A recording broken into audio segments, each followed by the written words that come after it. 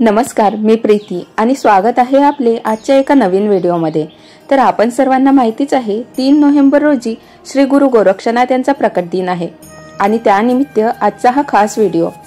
तर आजच्या व्हिडिओमध्ये आपण बघणार आहोत श्री गुरु गोरक्षनाथ यांचे अलिप्त पण जागृत मंदिर आणि हे मंदिर वसलेले आहे सातपुडा पर्वताच्या पायथ्याशी असलेल्या जळगाव जामोद तालुक्यातील सुनगाव या छोट्याशा गावी। गावापासून हे मंदिर सुमारे 3 किलोमीटर अंतरावर आहे। पूर्वी या मंदिरात जायचे म्हणजे फक्त पायवाटेने प्रवास करावा लागायचा, पण आता मंदिराकडे जाण्यासाठी एक छोटा कच्चा रस्ता तयार झाला आहे। 2 चाकी वाहन किंवा एक छोटी ऑटो रिक्षा आता सहज मंदिरापर्यंत पोहोचते। गोरक्षनाथ मंदिराकडे जाताना वाटेत सर्वात आधी लागतं ते हे प्राचीन रोकडे हनुमान मंदिर। इथे येणारा प्रत्येक भाविक हनुमानजींचे दर्शन घेऊन नंतर गोरक्षनाथ मंदिराकडे जात होता, म्हणून मीही इथे थोडा वेळ दर्शनासाठी थांबले। समोरच एक शिवजींचे मंदिर होते आणि साइडला हे दक्षिणमुखी मारुतींचे मंदिर।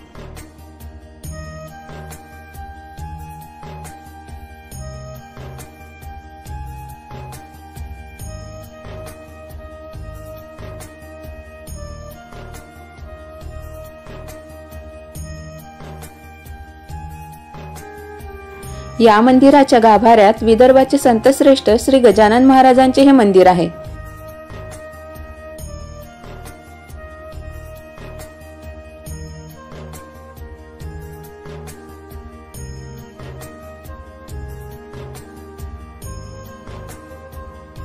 हे मंदिर गावच्या वस्तीपासून थोडे दूर निसर्गाच्या सानिध्यात आहे।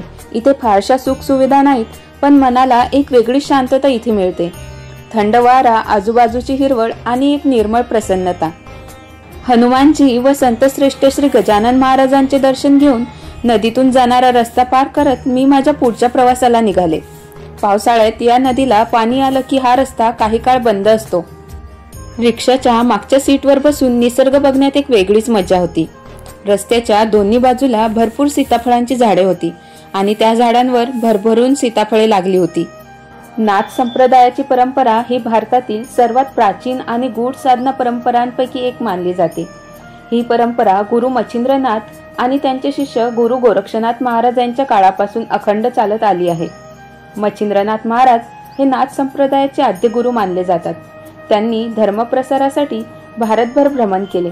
त्यांच्यासोबत त्यांचे शिष्य गोरक्षनाथही असत। नवनाथ जिथे जिथे गेले तिथे तिथे त्यांनी साधना केली आणि त्या जागा आजही नाथ परंपरेच्या तेजाने पवित्र मानल्या जातात। या जागेचे पावित्र्य राखण्यासाठी पुढे त्या ठिकाणी मंदिर, आश्रम आणि समाधीस्थळे निर्माण झाली।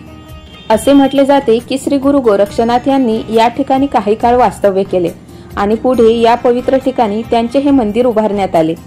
इथे उपस्थित असलेले भाविकांची गर्दी सांगून जाते की हे मंदिर खरोखरच किती जागृत असावे। या मंदिराशिवाय जळगाव जामोद येथे भर्तरीनाथांचे मंदिर, तर जळगाव जामोद पासून थोडं दूर वडोदा येथे मच्छिंद्रनाथ यांचे देखील मंदिर आहे। मंदिरात पाऊल ठेवताच एक वेगळी ऊर्जा जाणवते। श्री गुरु गोरक्षनाथांच्या वास्तव्याने हे ठिकाण किती पवित्र झाले आहे याची एक वेगळीच अनुभूती इथे आल्यावरती मिळते।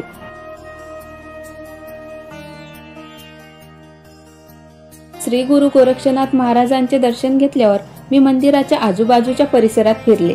इथे सगळीकडे शांतता, हिरवळ आणि निसर्गाचे एक वेगळंच सौंदर्य जाणवत होतं। मंदिराच्या समोरच ही उंच अशी गोवर्धन हिल आहे। या हिल वरती भगवान श्रीकृष्ण व हनुमानजी यांच्या मूर्त्या ठेवल्या आहेत।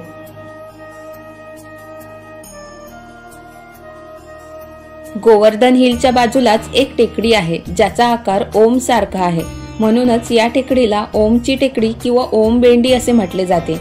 पण इथे असलेल्या उंचच्या झाडांमुळे या टेकडीचा आकार आता क्लिअर दिसत नव्हता।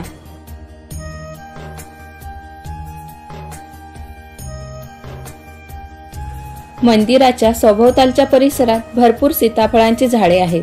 थोडे सीताफळ मीही घेतले, कारण ही जागाच अशी आहे जिथे गोरक्षनाथ महाराजांचा आशीर्वाद आणि निसर्गाचं प्रेम भरभरून मिळतं। तुम्ही जर नवनाथ भक्त असाल आणि गोरक्षनाथांचा हा व्हिडिओ तुम्हाला आवडला असेल तर लाईक शेअर नक्की करा आणि तुम्ही जर आपल्या चॅनलवरती नवीन असाल तर चॅनलला सबस्क्राईब करायला विसरू नका। ओम नमो आदेश।